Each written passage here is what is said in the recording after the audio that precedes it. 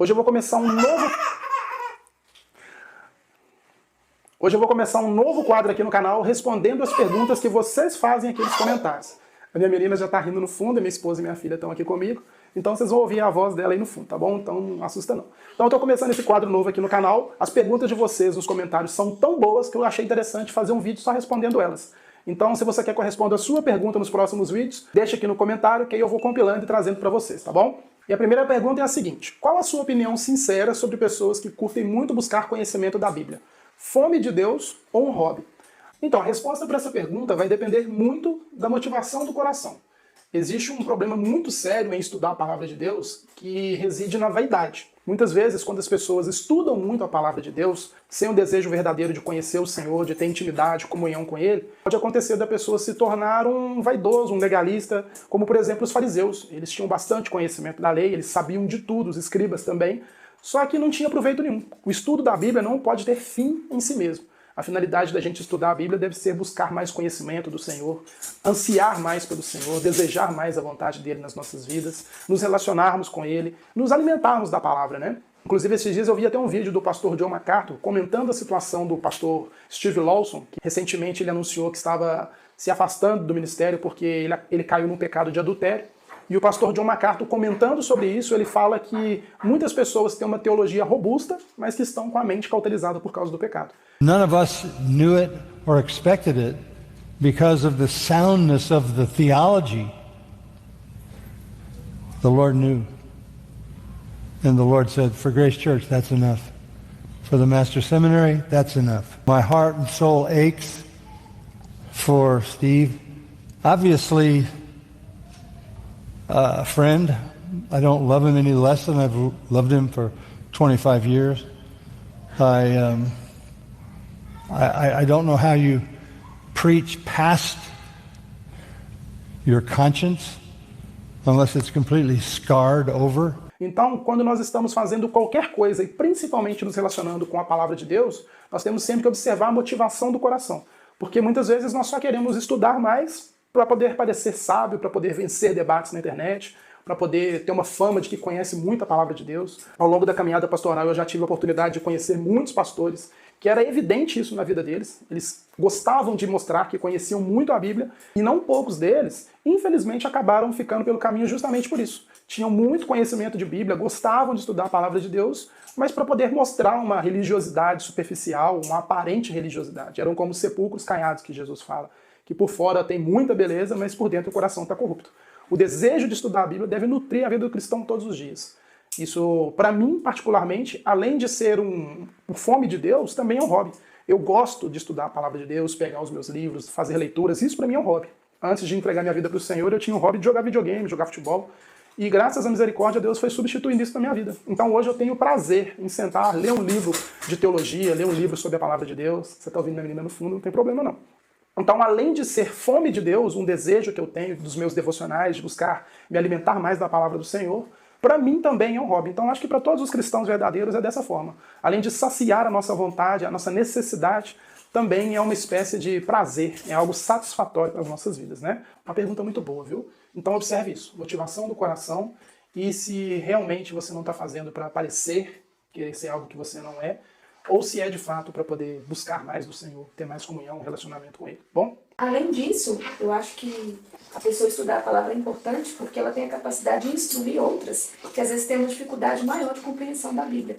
Então, estudar a palavra, eu acho que é um dom que o Senhor derramou em algumas pessoas, essa compreensão, né? Tem pessoas que elas têm uma facilidade maior de compreender os textos e entender o que está escrito. E eu creio que o Senhor usa essas pessoas para instruir as pessoas que têm uma dificuldade maior. 1 Pedro fala isso, né? Que nós devemos estar sempre prontos para poder anunciar a nossa fé, para falar da nossa fé, para responder àqueles que pedem a razão da nossa fé. Como esse vídeo aqui é sem roteiro, eu estou respondendo aqui o vídeo, a pergunta que está aparecendo, então minha esposa também está participando. É uma mulher madura na fé, e ela acrescentou isso realmente. Eu tinha esquecido de falar isso, glória a Deus que eu tenho uma mulher tão maravilhosa do lado.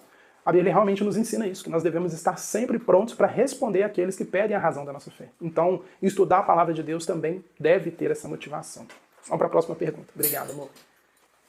Próxima pergunta é sobre predestinação. Eu fico em dúvida se eu sou escolhido, porque eu caio de vez em quando e fico em desespero por isso. Pergunto se às vezes eu não fui rejeitado por Deus. Bom, a primeira questão é a seguinte: os escolhidos, eles também vão continuar cometendo pecado. Paulo fala claramente sobre isso quando ele diz que o mal que ele não deseja fazer, ele acaba cometendo, e o bem que ele gostaria de fazer, muitas vezes ele não faz. Infelizmente, nós estamos habitando nesse corpo que é corrompido pelo pecado ainda.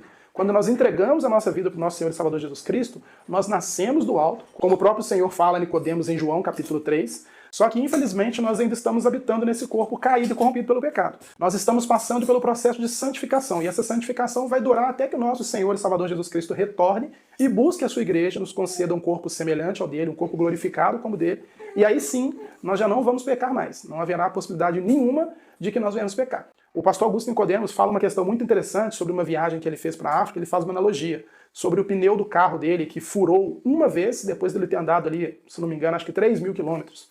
E aí ele fala que isso é normal. Um pneu furar ao longo de uma viagem tão grande, isso acaba acontecendo, isso é normal. O problema é se esse pneu fura a cada 100 metros, é a analogia que ele usa.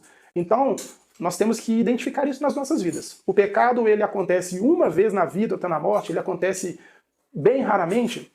Então, ok, isso vai acabar acontecendo, não é o ideal, não é o que nós desejamos, mas vai acabar acontecendo por causa da corrupção da nossa carne. O problema é se esse pecado estiver batendo na sua porta e você deixando ele entrar na sua vida várias e várias vezes. Esse é o problema. E aí sim é um sinal de alerta. Agora, o fato de você ficar desesperado por isso, revela sim que você é um escolhido, que você nasceu do alto, que você realmente foi regenerado pelo Espírito Santo. A Bíblia nos ensina que quando nós somos regenerados pelo Senhor, quando nós nascemos de novo, nós andamos segundo o Espírito. Nós não devemos satisfazer as vontades da carne. E o cristão, ele deve se constranger, ele deve se constritar e se entristecer de cair no pecado. Por quê? Justamente porque o Espírito Santo habita em nós. Imagina um Espírito que é santo habitando dentro de você e você ali vivendo no pecado como se não houvesse Deus, como o próprio Davi fala no Salmo 14, se não me engano.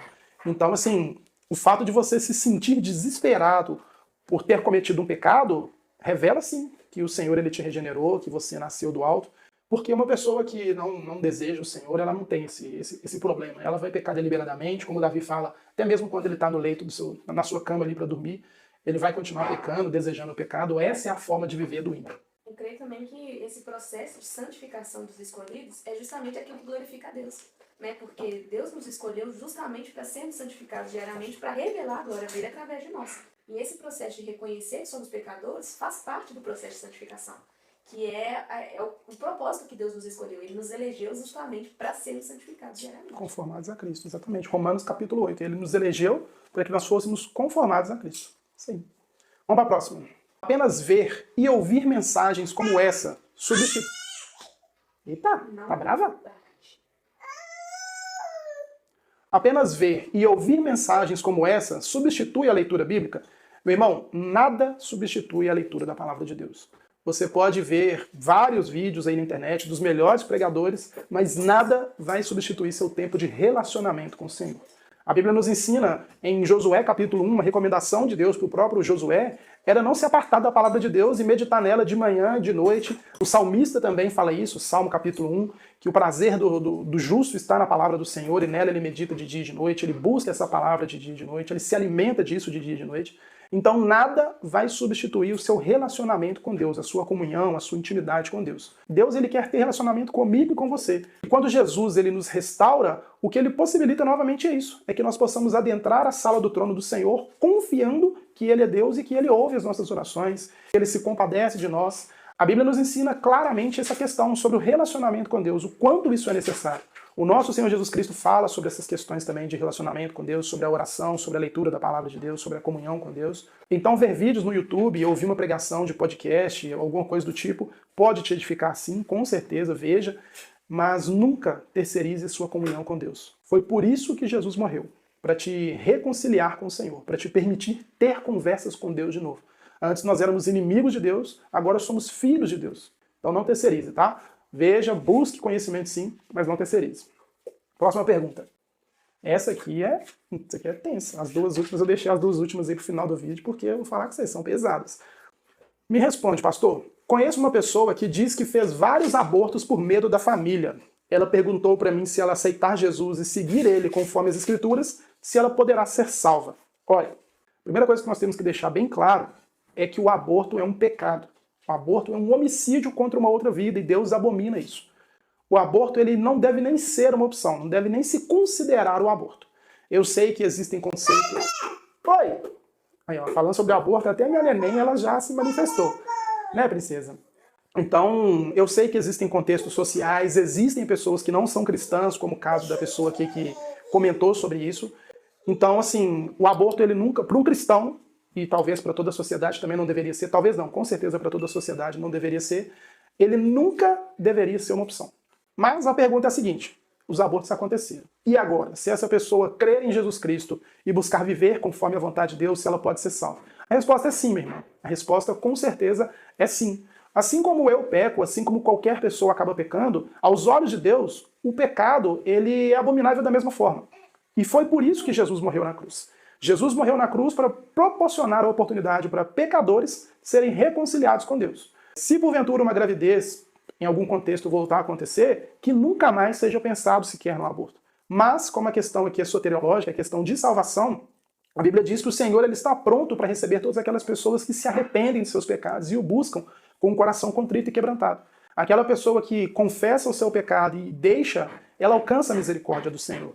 Então, como nós não somos salvos por obras, ou seja, não é pelo que eu faço de bom ou de ruim que eu vou ser salvo ou perder a salvação, até porque perder a salvação não existe isso para um cristão, se a pessoa acabou cometendo esse pecado que é abominável, que é triste, se ela confessar esse pecado e buscar Jesus Cristo, com certeza ela vai encontrar a salvação sim. Jesus ele não lança fora nenhuma pessoa que vai até ele. É o próprio Senhor Jesus Cristo que diz isso. Quem o procurar, ele jamais irá lançar fora. Então se arrependa do seu pecado, procure um apoio de um pastor, de alguém que seja capacitado em aconselhamento bíblico, na instrução da palavra de Deus, porque com certeza isso deixou várias marcas aí no seu coração, tem o contexto familiar, mas busque o nosso Senhor e Salvador Jesus Cristo, porque com certeza vai encontrar salvação sim. Até mesmo porque, no exemplo, foi falado sobre o aborto e algo que ela fez antes, né? Ela pergunta se ela pode aceitar a Jesus, se arrepender e se ela vai ser perdoada. Isso vale para qualquer pecado. Né? No exemplo, a gente viu na pergunta o exemplo do aborto. Mas o aborto é tão pecado quanto qualquer outro pecado. E assim como o pecado, ele precisa ser abandonado para ser perdoado pelo Senhor, para nos levar à salvação. Então é isso. A pessoa vivia uma vida ímpia, alheia à vontade de Deus, desconhecedora da palavra de Deus, da vontade do Senhor. Infelizmente acabou passando por essa situação triste que é o aborto. A gente conhece esses contextos. Existem famílias que abandonam, inclusive, a mulher e a criança. Então, como igreja, o que nós temos que fazer é ministrar o evangelho para essas pessoas. Imagino que você deva estar ministrando o evangelho para essa pessoa que te perguntou isso, né? Então, qualquer um pecador que busca Jesus, ele encontra salvação. Jesus morreu por isso. Jesus morreu para que essas pessoas sejam salvas, né, neném? Vamos para a última pergunta do vídeo, que é bem espinhosa, essa é bem complexa. Embora ela já tenha uma resposta bíblica bastante enfática, não deixa margem nenhuma para interpretação, infelizmente nós vemos isso muito nos nossos dias, né? A pergunta é a seguinte: o que fazer com um casamento quando uma das partes confessa ser gay? Divorciar-se? Então, primeira coisa, isso não é motivo de divórcio. Tem vídeo aqui no canal falando sobre situações em que o divórcio ele encontra alguma base bíblica, até a questão do novo casamento, mas uma pessoa que está no pecado da homossexualidade, do homossexualismo, isso não é motivo para divórcio. O que Jesus nos ensina é que todo aquele que crer nele, que desejar viver com ele, deve abandonar a sua vida, renunciar a si mesmo, tomar a sua cruz e segui-lo. Assim como cada um de nós tem um espinho na carne, assim como cada um de nós tem um pecado que volta e meia está batendo na porta ali tentando assediar, nos tentando, a homossexualidade, o homossexualismo também é um pecado que vai bater na porta de algumas pessoas. Existem aqueles que têm problema com imoralidade sexual, com drogas, outros têm problema com a mentira, com dinheiro, com ira e por aí vai. O homossexualismo é um problema como esses, é um defeito, ou melhor, um pecado como qualquer outro. Tem até um rapaz aqui na internet que eu vi recentemente que ele fala sobre isso. Vou até botar na tela aqui. Ele não gosta de ser chamado de gay, embora ele tenha a tendência, essa tentação homossexual. E ele fala sobre isso, que ele luta contra isso todo dia. E essa é a postura que todo cristão deve ter. O que nós temos hoje em dia é uma cultura bastante secularizada, que as pessoas acabam procurando o psicólogo fala, não, deixa fluir, isso aí faz parte de você. E aí essa pessoa vai e acaba simplesmente abandonando o casamento. Ela vira as costas para o cristianismo e vai viver a vida no pecado. Inclusive nós temos até um caso bem próximo de nós que aconteceu isso. E foi bem triste, uma pessoa se revelou gay dentro do casamento e abandonou a família. Então, assim, a postura de um cristão diante disso é buscar ajuda pastoral, buscar a palavra de Deus, ela nos instrui a abandonar esse pecado, a resistir ao diabo todos os dias, a fugir da aparência do mal. Você precisa de acompanhamento, a pessoa que passa por esse mal, ela precisa de acompanhamento pontual, bem próximo mesmo, precisa da esposa também ali intercedendo por isso, se for o caso contrário, o marido intercedendo por isso, porque a Bíblia nos ensina a negar as vontades da nossa carne. E essa é uma vontade pecaminosa da carne de algumas pessoas. Então o divórcio ele não é uma opção, é um pecado que vai ter que ser mortificado todos os dias. Não procure ajuda de psicólogo, porque isso não serve de nada para um cristão. Procure o pastor que vai te dar uma orientação bíblica, base bíblica. Recorra, palavra de Deus. A palavra de Deus é o oposto da filosofia do mundo. Então se isso está acontecendo, procure a ajuda de alguém que seja habilitado na palavra de Deus para te instruir sobre isso, tá bom? Até mesmo porque é tão engraçado como que hoje nas igrejas a gente aprende e ensina um novo convertido a lutar contra o vício do alcoolismo, o vício das drogas, né, o vício da prostituição. Porém, o pecado da homossexualidade ele é colocado numa caixinha à parte, né? E é engraçado, até delicado esse assunto, porque a maioria dos líderes e pastores de hoje não estão preparados para lidar com esse tipo de conduta dentro da igreja. Por conta disso, é um pecado colocado à parte, como se todos os outros nós tivéssemos que ser libertos e abandonar e seguir a Jesus, mas esse não. Esse entra naquela caixinha, né, do vem como estás e permaneça como quiser. Tem a questão do preconceito também, né? De um lado tem a hipergraça, tem um vídeo aqui no canal sobre o evangelho gay, da Lana Holden, tem aquelas pessoas que querem seguir Jesus do jeito delas, é uma interpretação da Bíblia porca que elas dão. Então, assim, eles vão procurar viver no pecado e viver em Cristo da mesma maneira, só que a Bíblia fala que é impossível. Eu agradar um senhor, eu vou acabar desagradando o outro. Não tem como agradar dois senhores ao mesmo tempo. Então existe aí um senhor que se chama pecado e existe o Redentor que é Cristo. Não tem como agradar os dois ao mesmo tempo. É pecado sim, embora a psicologia fale, não, isso é uma identidade de gênero, é como a pessoa se enxerga e por aí vai. Isso é antinatural. Não foi dessa forma que Deus criou. Tem que deixar isso bem claro. Muitas igrejas estão tolerando esse tipo de coisa, são igrejas que se apartaram do verdadeiro evangelho. Nós temos que lembrar que Deus criou o homem para sua mulher e a mulher para o seu homem. Não existe outra forma de relacionamento, não existe outra forma de casamento dentro da palavra de Deus. O homem ele pode criar várias coisas, inclusive Romanos capítulo 1 fala que isso é uma consequência da rebeldia contra Deus, que Deus entrega essas pessoas para se inflamarem mutuamente, desonrarem os seus próprios corpos.